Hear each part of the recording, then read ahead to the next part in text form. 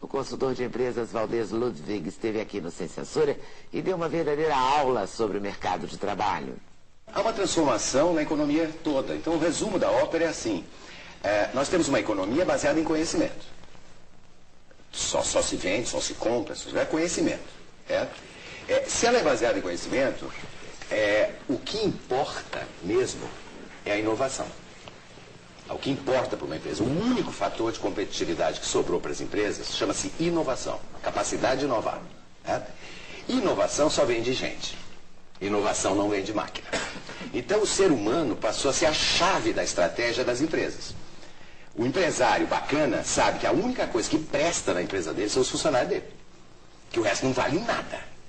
Empresas com patrimônio do tamanho dessas companhias aéreas aí com problemas, certo? Não adianta ter o melhor equipamento do mundo.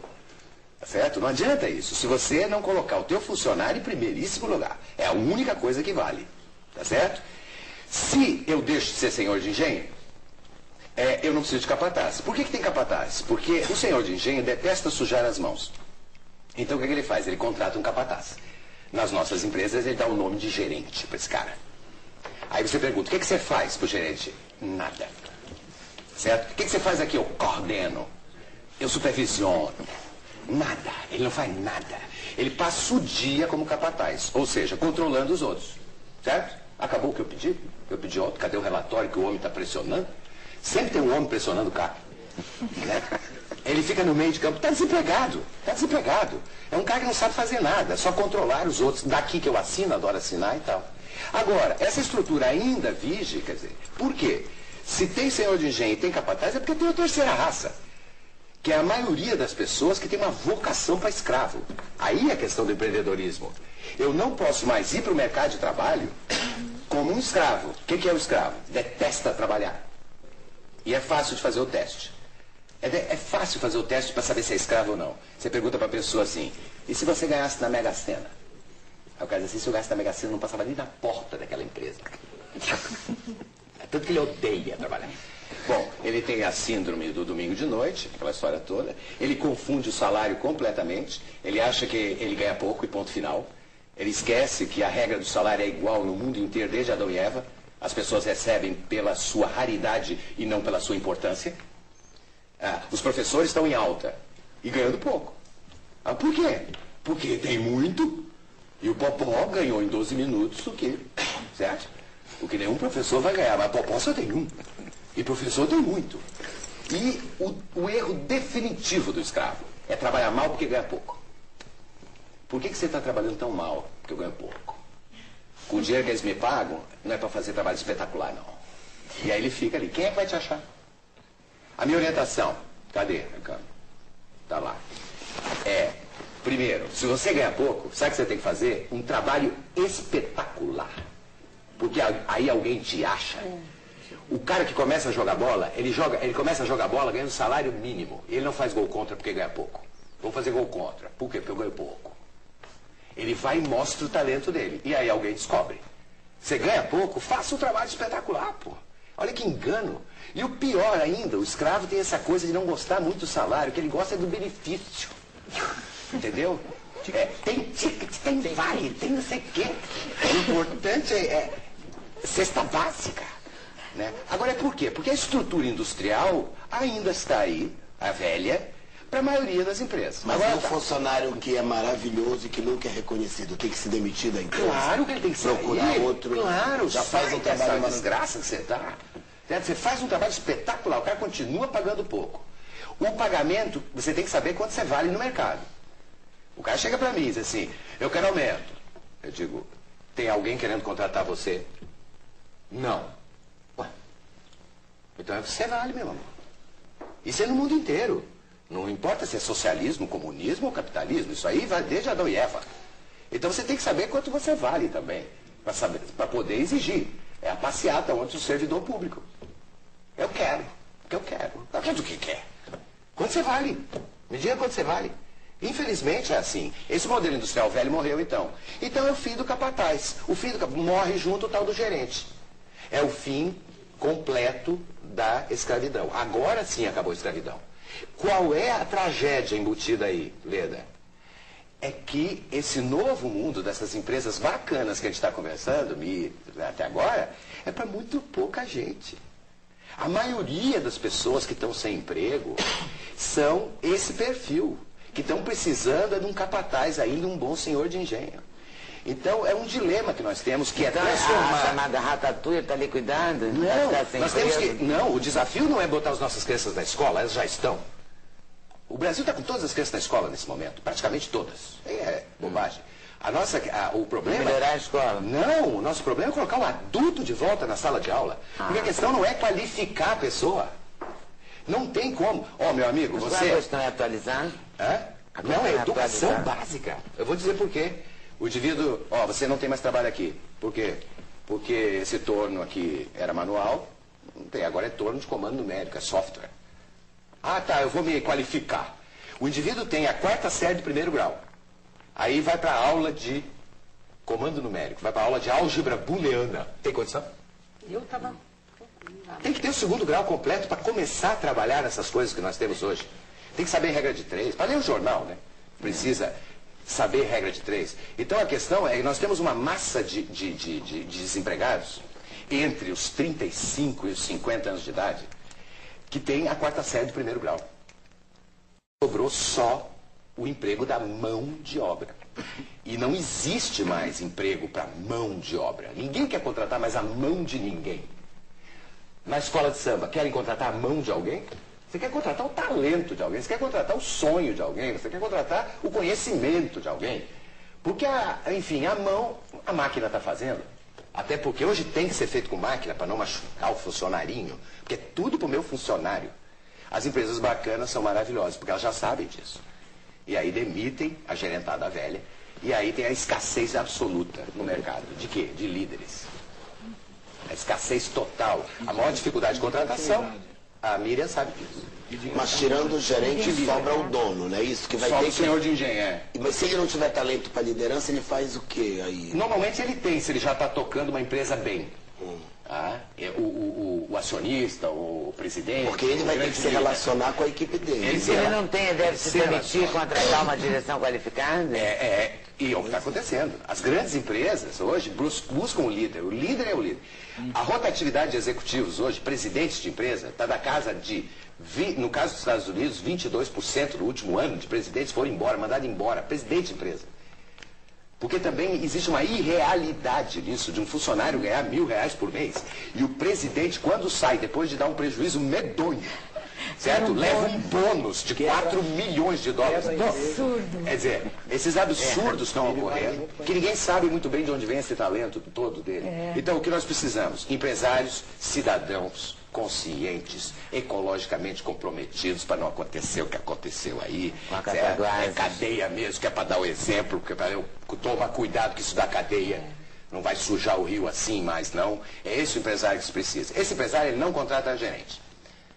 Ele contrata líder, quando ele acha. Quando ele não acha, ele deixa a sala vazia. Porque prefere deixar vazio do que colocar um gerentão velho, um capataz. Certo? E trata de contratar empreendedores como funcionários. O perfil empreendedor. Para todo mundo entender o que é um empreendedor. O empreendedor, ele é como se ele tocasse uma empresa dele dentro da empresa de outro, quando se chama intraempreendedor. É uma pessoa que tem noção do negócio todo. O indivíduo é o assessorista da empresa.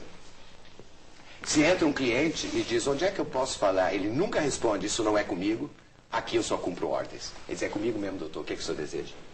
E sabe o valor da ação. Sabe o valor da ação dele, da ação da empresa e da ação dele. Sabe a política da empresa toda. Sabe quanto ele custa para a empresa e quanto a empresa paga e quanto ele gera de valor. Ele é um microempresário dele mesmo, até porque a carreira é pessoal, isso é uma outra orientação para as pessoas.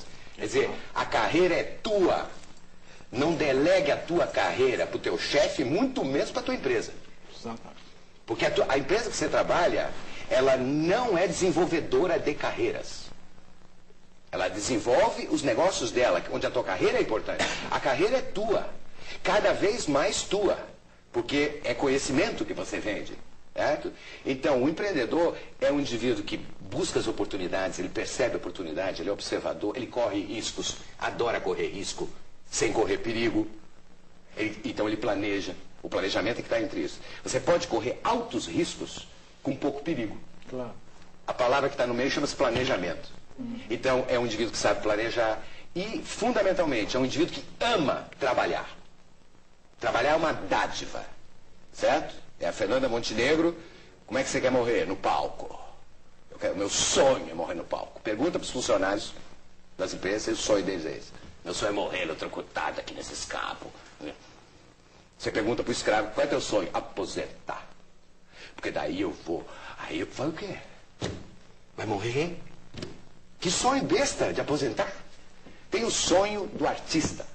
O sonho do artista é muito forte. Ele ama trabalhar. E às vezes trabalha numa coisa que detesta. Certo? Tem gente que odeia beijar na boca o inimigo e beija na boca no palco. Não tem problema nenhum. Voltando à escola de samba, que eu citei ainda agora, por que um serralheiro tem um emprego numa empresa, uma serralheria, e fica praguejando com o patrão, faz um trabalho ruim e exige o ticket, podendo sair antes, e 37,1 de febre, é certo? Ele pede licença de 3 dias.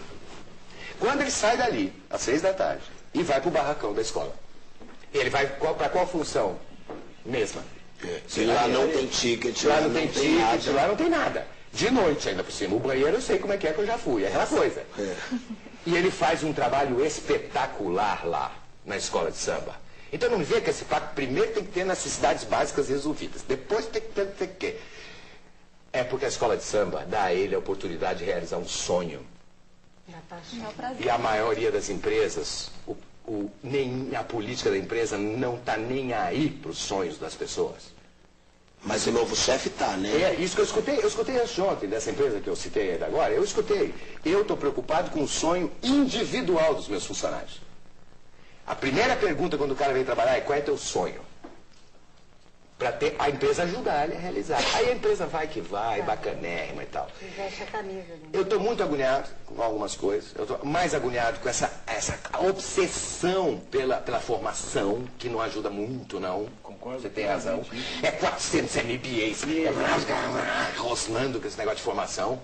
Tem que ter a formação. Obviamente que se você for engenheiro da NASA, meu amigo, começa no ITA, depois... Claro.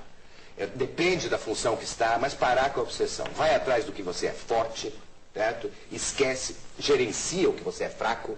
Não minta em relação ao que você é fraco. Fala inglês.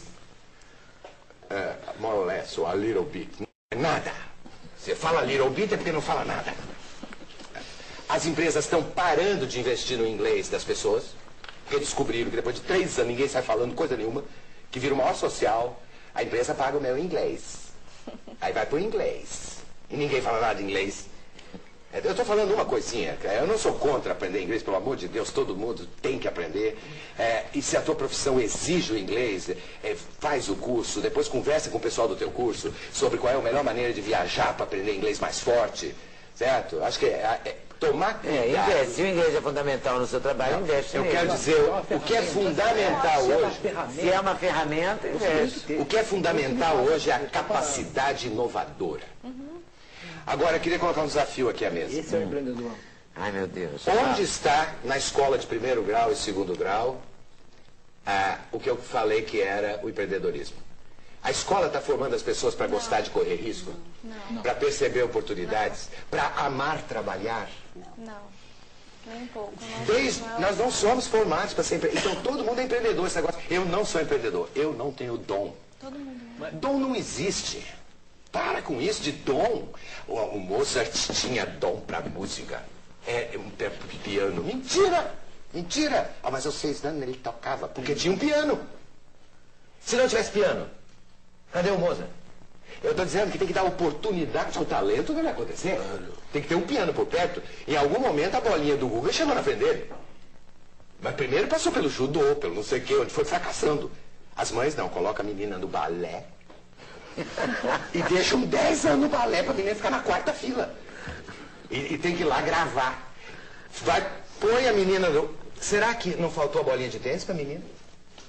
Tem que dar oportunidades às pessoas de mostrar. Ninguém nasce com nada. A gente nasce com determinada compleição para algumas coisas. Se nasce com um ouvido maravilhoso, a gente seria cantor. É que o nosso ouvido é ruim. Passarinho não nasce sabendo voar. A mãe dele não joga ele para baixo do ninho, ela não é besta. Só depois que nasce a pena. Entendeu? Aí a mãe joga, aí ele aprende quando a mãe joga. A gente não nasce sabendo mamar, a gente encosta o peito e encontra aquela maravilha, aí mama. Isso também no ambiente profissional. Então, a sugestão é, quais são as suas fortalezas, os seus talentos. Não é matemática, não é isso. Não. É comunicador, adaptável, a pessoa carismática, a pessoa... Esses grandes temas, tá certo? Do talento. E aí você tem trilhões de profissões, né? Que você pode escolher, que você pode se encaixar. Isso é um menino falando para mim, acho que eu falei de uma vez que eu tive um Sem Censura sobre isso. Acho que falei, mas vale a pena falar de novo. Do menino do interior de Minas, que quando eu perguntei, o que você faz melhor do que os outros? Ele, nada. Eu disse, não, você tem que ter alguma coisa, pô, que você faz melhor que os outros. Eu sou o melhor torcedor do Atlético. A única coisa que eu sou reconhecido. Aí ele montou uma rede de lojas temáticas do Atlético. E foi fazer administração. E daí a rede vende coisa. Quer dizer, o que ele tem de bom? O que ele tinha de bom? O que a mãe considerava um defeito. Que era obsessão pelo Atlético Mineiro. A ovelha negra, né? A ovelha negra da família. E ele vai e me monta uma rede temática do Atlético. E aí, sabe? E vai fazer administração, porque tem que saber, tem que ter a formação. Lê da importância dos pais para estimularem seus filhos a serem críticos e criativos, não é? Que não comece em casa a tolir, porque depois a escola já vai tolir. Então... Você tem um filho que é ótimo em matemática e péssimo em história. Você deve contratar um professor particular de matemática. Para ficar o melhor da classe. Que é pro bicho ficar o cão em matemática. E contrata um mais ou menos de história pro bichinho passar. E incentivar isso tudo está numa palavra que é sensibilidade, que é prestar atenção no outro. Prestar atenção no mundo. No outro e em si mesmo, né? Claro. No outro, no mundo. Quer dizer, o menino... os pais têm uma amiga com a menina no judô. A escola não tá... Aí o menino vai com aquela cara pro judô. 3 anos no judô. Porra. Mas eu teria uma pergunta para... Você colocou um desafio para nós, eu faria o mesmo desafio, um outro desafio de volta. O que a gente vê muito das empresas, essas maravilhosas que a gente comentou, né, as empresas maiores, já mais estruturadas, o que é muito comum é que essas empresas buscam no mercado, igual buscam agulha em palheiro. São tantas as oportunidades de encontrar um profissional, então são 10 vagas para trainee, por exemplo, aparecem 5.000 candidatos. Certo. Tem empresa que se dá o luxo de, em 5.000 candidatos, não encontrar os 10 que ela procura. Por quê? Ela busca tantos requisitos necessários, quesitos básicos, que ela não encontra em 5.000 candidatos. Ela não enxerga. Ela não enxerga, ou ela faz o que a gente comentou antes do intervalo, né? Uma pergunta dessa, você vai pôr o sal antes ou depois? Né? Como se isso importasse no contexto final da carreira dele. Que eu acho que não é por aí. No próximo bloco, todos os passos para você montar o seu próprio negócio.